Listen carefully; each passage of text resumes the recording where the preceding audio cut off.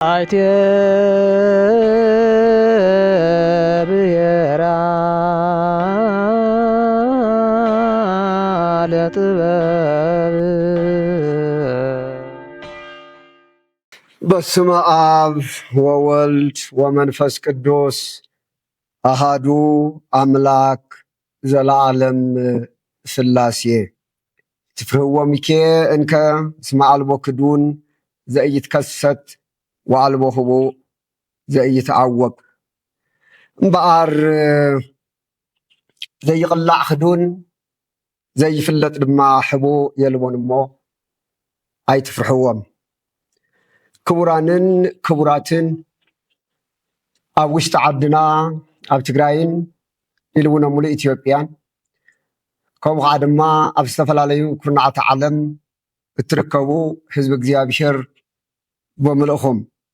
ልዕሊ ኩሉን ቅድሚ ኩሉን ስለ ኩሉ ነገር ንኣምላኽና ክነምስግኖ ይግባእ እዩ እሞ በዚ መልክዕ እዚዩ ክንራኸብ ሓፂር መልእኽቲ እዚዩ መግለፂ እዚዩ ናባኻትኩም ከቕርብ ንስኻትኩም እውን ክትሰምዑ ከምዚ ዘዳለወና ናይ ኣቦታትና ኣምላኽ ልኡል እግዚኣብሔር ክብርን ምስጋናን ንዕኡ ይኹን። ብምቕፃል እዚ ሓፂር መብራህርሂ ወይ መግለፂ ንምሃብ ቅድሚኹም ክቐርብ ከለኹ እንሆ መጀመርያ ብዛዕባ ዝስምዐንን ዝተሰምዐንን ክገልፅ ይፈቱ። ኩልኹም ከም ትፈልጥዎ መንበርና መንበረ ሰላማ ኦርቶዶክስ ተዋህዶ ቤተክርስትያን ትግራይ ካብ ብፁዕ ወቅዱስ ኣቡነ ሰላማ ጀሚሩ ኢሉ እውን ቅድሚኡ እውን እንትኾነ ብሕጊ ልቡናን ድሓር ከዓ ድማ ንሽሕ ዓመት ገደማ ብሕጊ ኦሪት እናተመርሐ ዝመፀ መንበረ ጽዮን ድሓር ናብ ሓድሽ ኪዳን ከዓ ድማ መንበረ ባኮስ ክንብሎ ንኽእል ካብኡ ቀፂሉ እውን መንበረ ብፁዕ ቅዱስ ኣቦና ኣቡነ ሰላማ ኣብ ትግራይ ኣብ ምድሪ ኣክሱም ምድሪ ኣጋዚ ንዘመናት ንኣማኢት ዓመታት ምስ ፀንሐ ዝተፈላለየ ምክንያት እንታብ መንበሩ ተፋሊሱ እቲ ሻምናይ መንበር ኣብ ዓለም ፍሉጥ ዝነበረ መንበርና መንበረ ጽዮን ወይ መንበረ ሰላማ ግዒዙ ንዘመናት ነይሩ። ብዙሓት ኣቦታትና ብዙሓት ሊቃውንት ዝዓይነት እዚዩ ምፍላስ ኣግባብ ከም ዘይኮነ ኣብቲ ናይ ካሊእ ዓለማት ዘለዎ መናብርት ብምርኣይ እናሓዘኑን ንክምለስ እውን ናብ ኣምላኽ እናተማሕፀኑን እናፀሓፉን እውን እናሰነዱን እውን ከም ዝነበሩ ንፈልጥ ኢና። ኮይኑ ግና ናይ እግዚኣብሔር ፍቃድ ኮይኑ ብ2013 ዓመተ ምህረት ኣብ ህዝብና ብዝወረደና ግፍዓዊ ናይ ዘር ምፅናት ጨፍጨፋ እቲ ሕልሚ ወለድናን እቲ ናይ ጥንቲ መሰረትናን ናብ መሰረቱ ንክመፅእ ንውልደቱ ንምግውሑ ምክንያት ብምኳኑ ኣብ ሙሉእ ኩርናዓት ዓለም ዝነበርኩም ወገናትና እታ መሰረታ ኣክሱም ዝኾነላ ቤተ ክህነት ኦርቶዶክስ ተዋህዶ ቤተክርስትያን ኣብ ልዕሊ እኖኣ ቅድስት ቤተክርስትያን ትግራይ ኣብ ርእሲ ብፍላይ ከዓ ኣብዛ ዝኔናላ ከተማ ናይ መጀመርያ ናይ ጀኖሳይድ ጭፍጨፋ ብምክያዱ ኢሉ እውን ኣብ ሙሉእ ትግራይ ፍቃድ ኣምላኽ ኮይኑ ኣብ ዝመሪር ወቅቲ እዚዩ እንሆ ካብ ሕዚ ንድሓርስ ኣብቲ ጥንቲ መንበርና ክንምለስ ኣለና ጓሰይትና ዝበልናዮም ሓለውትና ዝበልናዮም መራሕቲ ሃይማኖት እንድሕር ደኣ ኣብ ዝግፍዓዊ ጨፍጫፍ ክንውዳእን ክንሃልቕን ከለና ግልፅ ምባል ካብ ኣበዩ ግልፅ ምባል ጥራይ ከይኮነስ ምስቲ ዘጭፍጭፍን ኣካል እውን ስምረት ተዋዲዶም ስለ ዝኸዱ ካብዚ እንድሓር ይኣኽለና ብዝብል ኣብ ውሽጥን ኣብ ደገን ዝነበረ ህዝብና ብፍላይ ወፃኢ ዓለም ኮይኑ ንህዝብና ንህዝቢ ትግራይ ብሓፈሻ ንኩሉ 360 ዲግሪ ተዓፅዮም ዝነበረ ሂወቱን ንብረቱን ኩሉ እናሃገረ ኣብ ውሽጢ ሃገር ዝነበረ ህዝብና እውን እዚ ነገር እዚዩ እንዳተፈፀሞ ዝነበረ መንበርና መንበረ ሰላማ ምውላዱ ይፍልጥ ታፍቲ ዝነበሮ ታፍቲ ተዳፊንዎ ዝነበረ ሂወት ሰሪዑ ምትንስኡ ኩሉ ህዝብና ከም ዝተሓጎሰ ኩልና ንፈልጥ ኢና።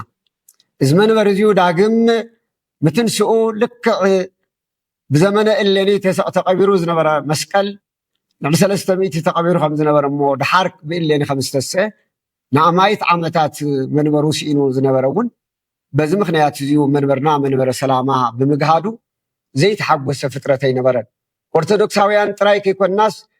ትግራይ ህዝብ ትግራይን ፈተውት ህዝብ ትግራይን በእውነት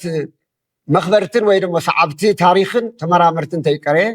ኩሎም ዝተሓጎስሉ ነገር ነይሩ እዩ ኮይኑ ግና ኣብ ከይዲ ገጥመና እዩ ኣብ ዝሕዚ እዋን ከዓ ድማ እቲ ብተስፋ ንፅበዮ ዝነበርና መንበርና እቲ ንቅድሚት ንህዝብና ንህዝቢ ትግራይ ንመንግስቲ ኣምላኽ ጫፉ መንግስቲ ኣምላኽ ንምእታው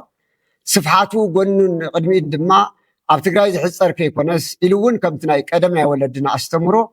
ንኢትዮጵያን ሓሊፉ እውን ንኣፍሪካ ተስፋ ብርሃን ክኸውን ተባሂሉ ዝተኣመነሉ ካብ ግዜ ናብ ግዜ ግን እቲ ዓላምኡ ይኹን እቲ እንቅስቃሴኡ እናሓፀረ ኣብ ዝኸደሉ ግዜ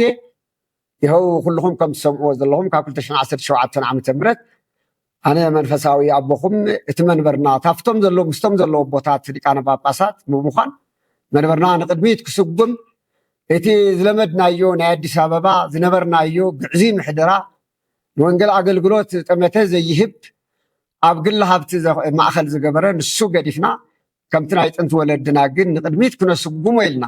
ዝሓዝናዮ መንበርና ንድሕሪት እንዳተጎተተ ብምምፅኡ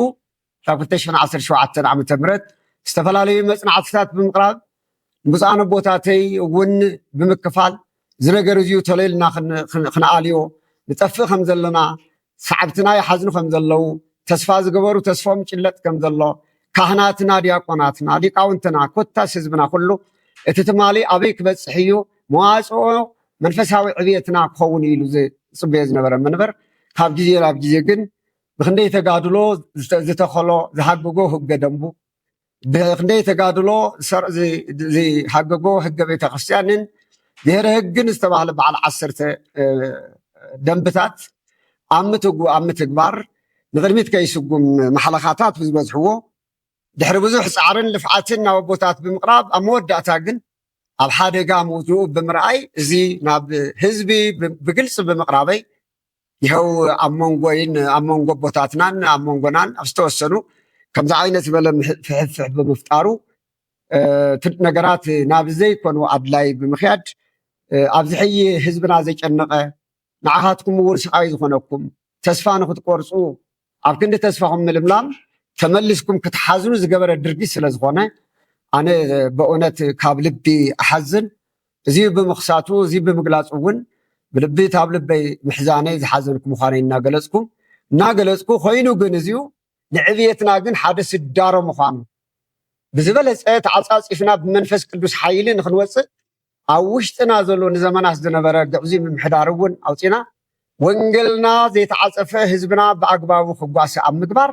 ተዓፃፂፉ ንቅድሚት ስጉመና ደኣ እምበር እዚ ፈተና ዘፍርሰና ከም ዘይኮነ ከዓ ድማ ኩልኩም ክትርድኡ ይግባእ። ክቡራንን ክቡራትን ህዝቢ እግዚአብሔር እምበኣር ኣብዚ ዝሓለፈ ቅዱስ ሲኖዶስ ኦርቶዶክስ ተዋህዶ ቤተክርስትያን ትግራይ ካብ ዕለት 27/2000 ክሳብ 28/2018 ወርሒ ግንቦት ማለት እዩ ካብ ዘካየዶ ህፁፅ ጉባኤ ብሔረ ህግ አንቀጽ 183 ብሔረ ህግ አንቀጽ 194 ብምጥቃስ ኣብ ልዕሊ ኣባ ሰላማ ማለት ኣብ ልዕሊ ዝብል ፅሙቕ ትሕዝቶ ዘለዎ ውሳነ ከም ዘወሰነ ፈሊጠ ኣለኹ። ይኹን እምበር ብኣባ ሰላማ ወይ በኣይ ተጣሒሶም ዝተባህሉ ናይ ሕጊ ድንጋጌታት ብሔረ ህግ አንቀጽ 183 ብሔረ ህግ አንቀጽ 194 ክረአዩ ከለው ዝኾነ ኣባል ቅዱስ ሲኖዶስ ኣብ ጉባኤ ናይ ምርካብ መሰል ከም ዘለዎ ዝሕብሩ እዮም። ርግፅ እዩ ኣባ ሰላማ ወይ ኣነ እዚ መሰል ከይጥቀም ካብ ፃውዒት ጀሚሩ ክሳብ ምልኣቱ ጉባኤ ዝተኸልከልኩ እንትኸውን ብመሰረት ሕጊ መሰልካ ዘይምጥቃም ጥፍዓት ኣይኮነን ኣይሕትትን እውን አንቀጽ 194 ድማ ብዛዕባ ምሕላው ክብርን ልዕልናን ቅዱስ ሲኖዶስ ዝሕብር ኮይኑ ናይዚ አንቀጽ ምንጩ ድማ عنቀጽ 49 ንኡስ ቁፅሪ ወይ ንኡስ عنቀጽ 14 ምስ ሕጊ ቤተ ክርስቲያን عنቀጽ 34 ጣምራ ንባብ እዩ ከም ኣባ ሰላማ ድማ ክብርን ልዕልናን ቅዱስ ሲኖዶስ ጥሒሱ ተባሂለ ዝቀረበሊ ዝርዝር ክሲ ይኹን ዝሃብክዎ አንጻራዊ መከላኸሊ መረዳእታ ከምኡውን ኣብ ቅድመይ ዝተሰምዐ መረዳእታ ወይ እውን ተፃርዩ ዝቀረበ ውሳነ ሓሳብ የለን። እዚ መሰል እዚ ግን ዘይጥሓስ መሰረታዊ መሰል ኣባላት ቅዱስ ሲኖዶስ እዩ። ብምዃኑ ድማ ቅዱስ ሲኖዶስ ካብ 17 ክሳብ 28 09/2018 ዓመተ ምህረት ዝነበሮ ጉባኤ ብዛዕባ ኣባ ሰላማ ብዛዕባይ ጥራሕ ዝዘተየ ንምዃኑ ኣብቲ ቃለ ጉባኤ ቅድሚ ውሳነ ዘሎ ዝርዝር ሓሳብን ካብቲ ምንባብ ሰሚዖም ብፁዓን ኣቦታት ብምቅዋም ብቃሎም ካብ ዝሃብዎ ሓሳብ ብቀሊሉ ምርዳእ ይከኣል እዩ። ነገር ግን ጉዳይ ኣባ ሰላማ ወይ ጉዳየ ንክኽወል ወይ ንክርሳዕ ብዘኽእል ኣግባብ ኣብ ኣጀንዳ ዘይነበረ ነጥቢ ብመፅሓፍ ውፅኢት ኣባ ሰላማ ዝመስል ቃለ ጉባኤ ተፃሒፉን ዘይፈረሙ ኣቦታት እውን ብካልእ ሰብ ተፈሪሙሎም ቃለ ጉባኤ እውን ኣብ ማሕበራዊ ሚድያ ውዒሉ ኣሎ። እዚ ዝሕዝንን ዝሕፍርን ፍጻሜ ድማ እዩ እምበኣር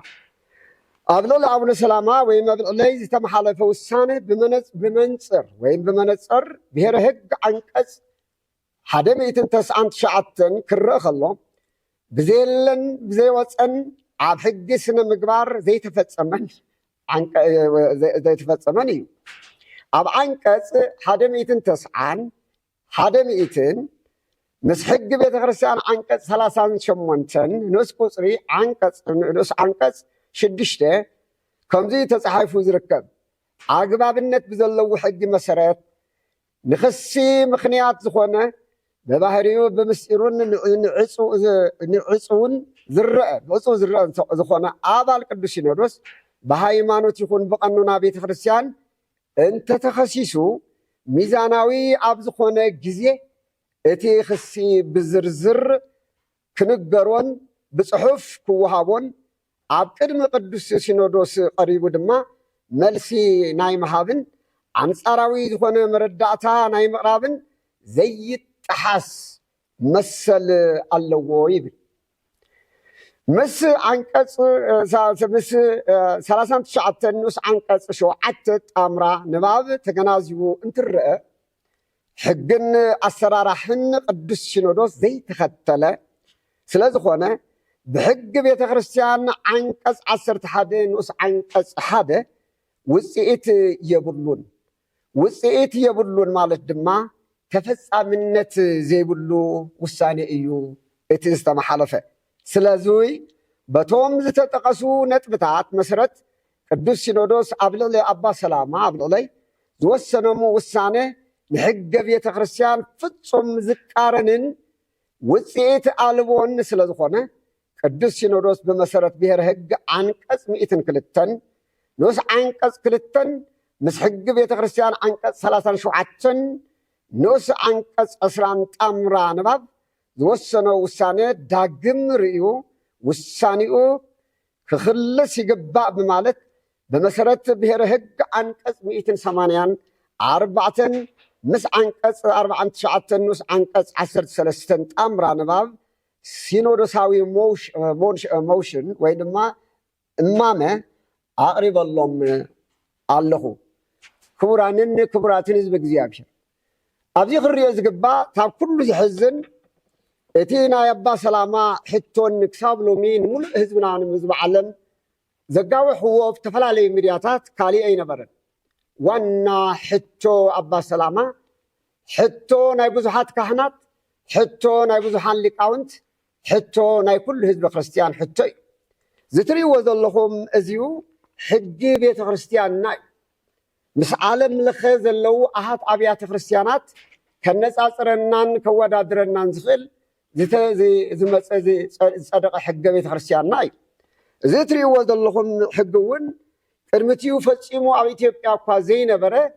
ብብዙሕ ተጋድሎን ብጥንካሬ ኣብ ወፃእን ውሽጥን ብዘለው ሊቃውንትና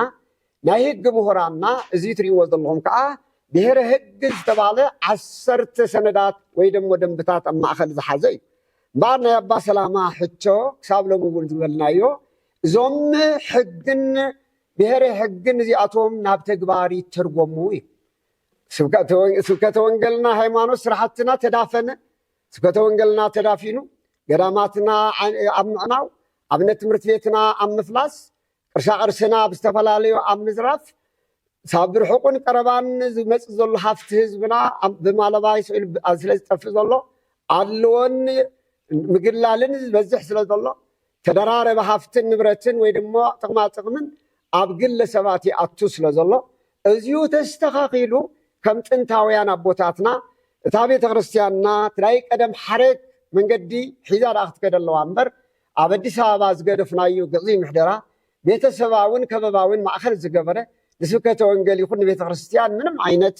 ከለላ ዘይህብ ኣሰራራሕ ጠፊኡ ወይ ድማ ኣርሒቕና ብኣግባቡ ክንሰርሕ ኣለና ዝብል እዩ ኩሉ እናመሓለፍክዎ ዝመፅኹ ስለዚ ዝገርም ግን እዚ ብሔረ ሕጊ ንምኽሳስ ክበሃል ትማሊ ንመጀመርያ ግዜ ናብ ሕጊ ውዒሉ ኣሎ ብሔረ ሕጊ እዚኡ እቶም ብፍላይ ከዓ ደሞ እዚ ብሔረ ሕጊ እዚኡ ክሳብ ሎሚ ኣየድልየናን ዝበሉ ኣቦታት እዮም ትማሊ ነዚ ብሔረ ሕጊ እዚኡ ጠቂሶም ኣቕሪቦም እኒው እዚ ደንቢ እዚኡ ኣብ ተግባር ኣይነውዕሉን ዝበሉ ሰባት እዮም ኣቦታት እዮም ሎሚ ግን ንክሲ ክጠቕሞም እሞ ብተዛብዕ ኣቕሪቦም እኒው መፅሓፍ ከም ዝብለና ኣቦታትና እውን ከም ዝምሃሩና እኩይ ብእሲ ሃይማኖት ያለብሳል እከዩ ይብል ክፍኣት ዘለዎ ሰብ ነታ ዝደለያ ተግባሩ ንክትርጉም ሃይማኖታዊ ገፅታ እዩ ዝኸድና ዝተባሃለ ሕዚ እውን ነባ ሰላማ ንምኽሳስን ንምስጣሕን ተባሂሉ ዝቀረበ ጥቕሲ እምበር ወይ ከዓ ድማ ውሳኔ እምበር እዚኡ ብእውነት ዝረእይዎ ኣይነበሩን ክቡራንን ክቡራትን ናብ ናይ መወዳእታ ክንርኢ ከለና ኣብቲ ዝርዝር ዝሃብዎ ነገር ኣሎ ቅድሚን ኣብ ምእታወይ ግን ኣብዚ መርሒ ገይሮም ዘቕረብዎ ጥቕሲ ኣሎ ኣብ ማቴዎስ ወንጌል ምዕራፍ 18 ፍቅዲ 15 ክሳብ 17 ዝጠቐስዎ ጥቕሲ ብጣዕሚ ዝገርም እዩ ወመሰ ኣበሰለከ እኹከ ሓውካ ወይ መሓዛኻ ዝኾነ ጓደኛኻ እንተበደለ በይንኻ ከይድካ ምኸሮ እንተሰምዓካ ፅቡቕ እንተዘይሰምዓካ ከዓ ካልኣይ ወይ ሳልሳይ ወሲካ ንገሮ እንተሰምዓካ ፅቡቕ ገበርካ ንዓኣቶም እንተዘይሰሚዕዎም ከዓ ንግራ ለቤተክርስቲያን ንገራ ዝብል ጥቕሲ እዮም ጠቂሶሞ እምበኣር እዚ ጥቕሲ እዚኡ ብሓቂ ኣብ መዓል ዝወዓለ ጥቕሲ ኣይኮነን እዚ ጥቕሲ እዚ እምበኣር እዩ ኣቦታትና ኣነ ይኹን ካልኦት ቀዳማይ ነንበይንቲ ሕጊ ብምርቃብ ደንብታት ብምርቃብ ማለት ሰነዳት ብምድላው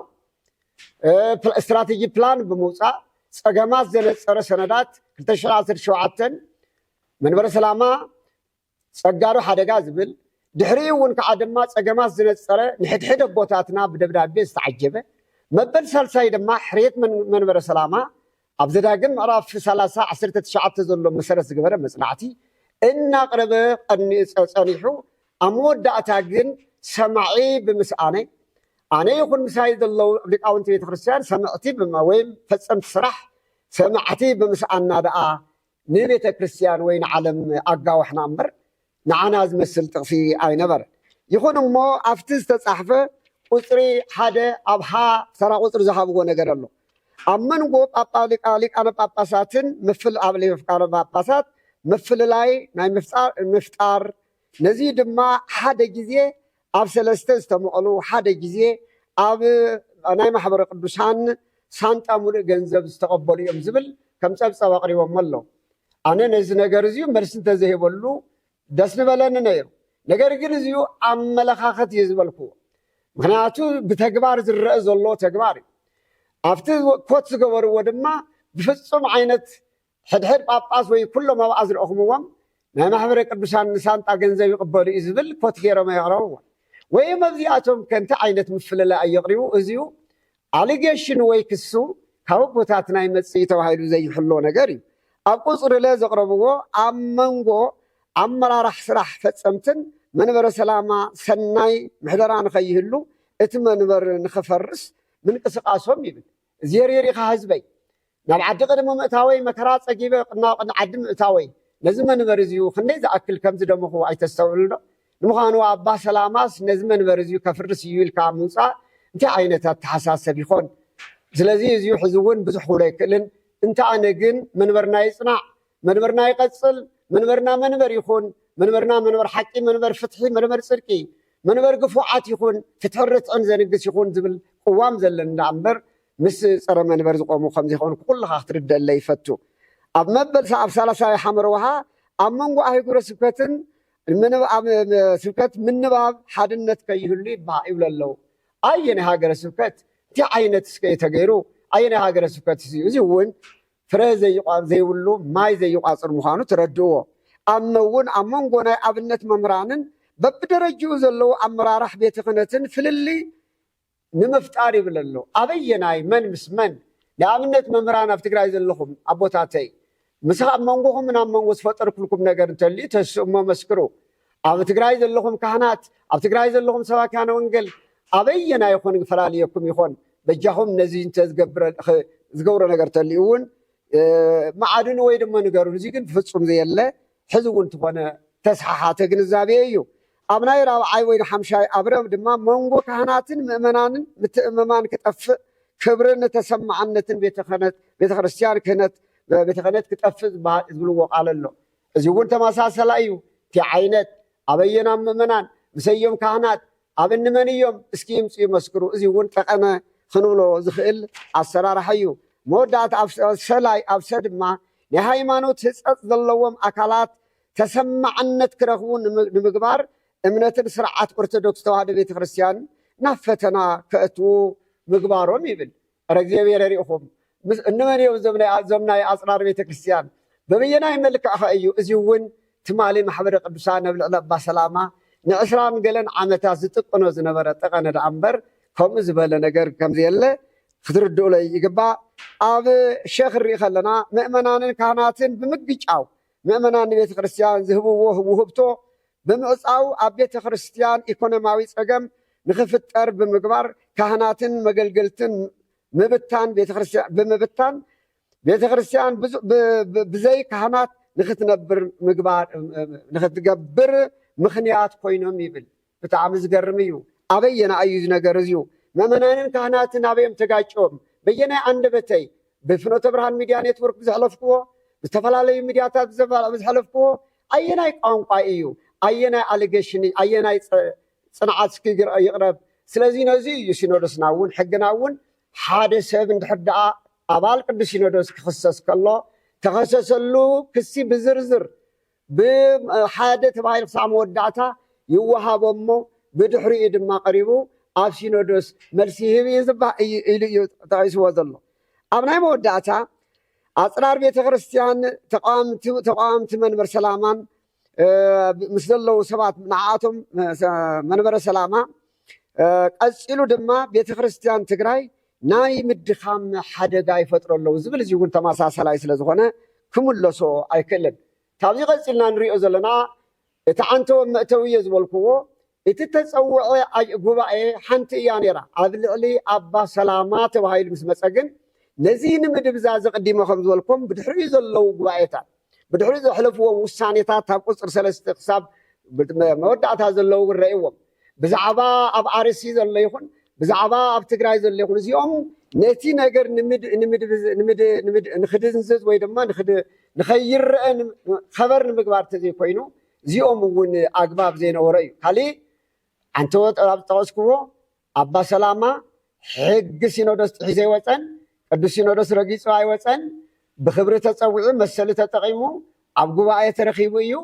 ነገር ግን መሰሉ ተሓዲጉ መሰሉ ከይተዋህበ ሞተወሲኻ ውፃእ ተመለስ ተባሂሉ ተመልሰ ገዛይ ምስከድኩ ከዓ ደሞ እንደገና በድንገት ንዓቁመ ማእኸል ክበሃል ከሎ እዚዩ ፍፁም ኣብ ሕገ ቤተ ክርስቲያንና ይኹን ኣብ ብሄር ሕጊ ዘየለ ኣበይም ዓለም ዘይግበር ሰብ እንድሕር ደኣ ተኸሲሱ ሰብ እንድሕር ደኣ ተወንጂሉ ኣቐዲምካ ዝርዝሩ ሂብካ ነጊርካ ሰነድ ሂብካ ኣፅኒዕኻ ነዚ መዓልቲ እዚ ቀረቡ እሞ መልሲ ሃብዳ ይበሃል እምበር ኣብ ማእኸል ሰብ ቆይምካ ዝዓይነት ዝተገብረ ኣቦታት ውጭን ኣብ ውሽጥን ዘለኹም ክትርድእዎ ተስፋ ገብር ሕዚ እውን ትማሊ ነቦታተይ ንኩሎም መልእኽቲ ሕሊፈ እየ ሞሽን እውን ፅሒፈ ኣረክብ ኣለኹ ስለዚ ኣብ ወፃእን ውሽጥን ዘለኹም ህዝብና እቲ መንፈሳዊ ህዝብና እታ ውድቀት ከልዕል ቤተክርስትያንና ንቅድሚት ክሰጎም እቲ ብመርዓት ዓይኑ ገይሩ ዝሪኦ ዘሎ መንብርና ንቅድሚት ንክኸይድ ኩልኩም ክትጠናኸሩ ብፍላይ ኣብ ሕደራ ቤተክርስትያንና ዝኒአ ግዕዘየና ዓለም ዘርዕድ ዘሎ ዘስንብድ ዘሎ ነገር ኣሊናዮ ኩልና ኢድን ጓንትን ኮይና እታ ቤተክርስትያንና ንህዝብና ናብ ሓደ ጥምረት ክንከይድ እንዳመስገንኩ ኣብ መወዳእታ ውሳኔ ዝሃቡኒ ግን ክልተ ነገር እየን እቲ ሓደ ታብሎም ጀሚርካ ኣብ ትግራይ ናይ ስብከተ ወንጌል ዝሃብናካ ኣልዒልናዮ ኣሎ እዩ እዚ ማለት ስብከተ ወንጌል ከይትሰብኽ ኣፍካ ዓፀ እዩ ዝገርም ነገር እዩ ስለዚ ኣነ ኣብ ዝመፅእ 3 ዓመት መብዝሕቱ ገፀርን ቆላን ዴጋ እንዳኸድኩ እዩ እዚ ማለት ቃል እግዚኣብሔር ከይትዛረብ ጉድእቲ ዘሎ ኣብ ቤተክርስትያንና ዝፍፀም ወንጌል ኣብ ቤተክርስትያንና ዝፍፀም ገበን ከይትዛረብ እቶም ዝሰርቁ እናሰረቁ ይንበሩ እቶም ዝዕምፁ እናዓመፁ ይንበሩ እቶም ኣዝማዶምን ቤተሰቦም ዝእክቡ እናኣከቡ ይንበሩ ሊቃውንቲ ግን ከም ልቦም ይድከሙ ፍትሒ ዝሰኣኑ ከም ዘለዎ ክድናብ ዘብል ዘኽይድ ዳ እምበር ከምኡ ይግበር ነይሩ ተመሊስካ ንኣውስትራልያ ንሃገረ ስብከትካ ኺድ ማለት ከዓ ድማ ህዝበይ ደጋጊመ ከም ዝበልክዎ ናብኡ ከኽይድ ዝኽእል ባይታ እውን የብለይን ስለዚ ህዝበይ ኣቦታት ተመሊሶም ከም ዝሪእዎ በዓል ሙሉእ ተስፋ እየ እንተ ኣነ እውን ከዓ ድማ ብፍቅርን ብትክክለኛን መንገዲ ንቅድሚት ክስጉም እየ 40 መዓልቲ ኣብ ገዳም ተቐመጥ ዝብሉ ውሳኔ ሂቦም ኣለዉ እውነት እብለካ ህዝበይ እብለኩም ሊቃውንቲ ኣቦታተይ ተን ዘቕረብዎን ብኣግባቡ ኮይነን እንተዝርከባ ነይረን 40 መዓልቲ ጥራይ ኣይኮነን ሙሉእ ሂወተይ እውን ኣጥፍየ እንተተረኺበ ሕዚ እውን ፅባሕንኮ ብዝርዝር እንድሕር ሂቦምኒ ሂወተይ ሙሉእ እውን ብንስሓ ኣጥፍየ እንድሕር ተረኺበ ገዳም ኣብ ገዳም ክነብር ድልው ምዃነ እየ ነገር ግን እዚ ዝተባሃለ ንህዝቢ ናብ ከሊእ ዳይቨርት ምግባር ዳ እምበር ንዓይ ዝምልከት ነገር ስለዝየለ ንዓኣቶም እውን እዛ 7 መዓልቲ ኣብ ፅባሕ ሰነ ሓደ 7 መዓልቲ ኣውጆም ኣለዉ እሞ ብፁዓን ኣቦታት ኩላቶም ኣነ እውን ሓዊሱ እዛ 7 መዓልቲ እዚኣ ናብ ልቦና ኩልና ናብ ልብና ተመሊስና ንኽሪኣ እሞ ሕግን ማእኸል ጌርና ተመሊስና ንዓይ እውን ዝግበአኒ ዝበልዎ ዝርዝር መፅዩኒ ኩለን ሊኢኹምለይ ኣነ እውን ሳቶም እውን ተኣኪብና ፊት ንፊት ከፍ ኢልና ኣብ ሓደ ኮይና ተማጉትና ነፂርና ንክንወፅእ ኣነ ድማ መፀዋዕታይን ኣቕርበሎም ኣለኹ ን7 መዓልቲ ፀሎት ሒዛቶም ምስ ኣምላኾም ተናቢቦም ናብ ሰላም ክንመፅእ እዛ መፀዋዕታይ እዚኣ ኣቕርብ ኣለኹ ስለዚ ኣብዚ ኣኽለና ዝነበረና ግዜ ክብርን ምስጋናና ኣምላኽና ይኹን ሓደራ ህዝበይ ከይትደናገፅ እዚ ዝነበረ እዩ ንተሓቋቕፍ እዚ ዝበሃል ዘሎ ንፅረትና እዩ ክተሓቋቕፈና እንተዘይኮይኑ ክበታትነና ይኽእልን ስለዚ ኩልኩም ናብ ሓደ ንስመር ንቤተ እግዚኣብሔርና ነግልግል ኣብ ዓድና ዝኒሐ እዚ ከዓ ወቅቱ ብጣዕሚ ኣፀጋሚ እዩ ስለዚ ከምቲ ማሊ ዝኾነ ነገር ከይመፀና ኣጋጣሚ ስለዝበፀ ዳ እየዛረቦ ዘለኹ እምበር በሰዓት እዚ ኩልና ሓመድ ተኸዲና ኣብ ወጨ ተኸዲና ሓመድ ነንገርግረሉ ዳግም ትግራይ ከይትደኒ ናብ እግዚኣብሔር ንፅልየሉ ግዜ ዳ እምበር በሰዓት እዚ ከምዚ ንብለሉ እውን ኣይነበረን እሞ ነዚ እውን ካብ ልቢ እየ ዝሓዝን እግዚኣብሔር ከዓ ድሞ ደመና ኮይናት ከም ዝገፈልና በዓል ሙሉእ እምነት እየ ስብሃት ለእግዚኣብሔር በሰማያት ወሰላም በምድር አይቴ ብሔራ ለጥበብ